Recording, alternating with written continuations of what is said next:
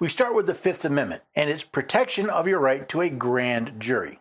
No person shall be held to answer for a capital or otherwise infamous crime unless on presentment or indictment of a grand jury. Now, while there are exceptions for the military, including the militia when in service to the United States, you cannot be tried for a capital offense or otherwise infamous crime, a felony, until a grand jury says so. The Free Legal Dictionary defines a grand jury as a jury convened to determine if there is sufficient evidence to warrant the indictment of a suspected offender.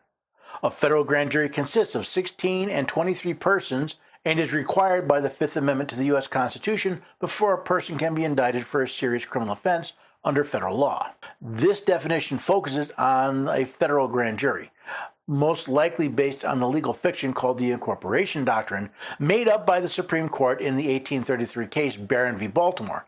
However, since the Constitution, as the supreme law of the land, states that no person shall be held to answer for such crimes except for presentment or indictment of a grand jury, that supersedes the erroneous decision of the court.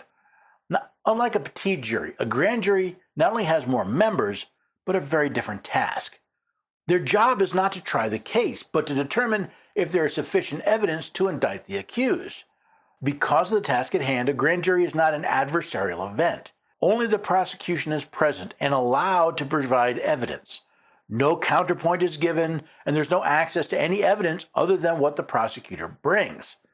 For that reason, grand juries tend to issue indictments in most cases. This has led to the saying, a good prosecutor can get a grand jury to indict a ham sandwich. After all, the process is completely one-sided, and the defense is not allowed to participate.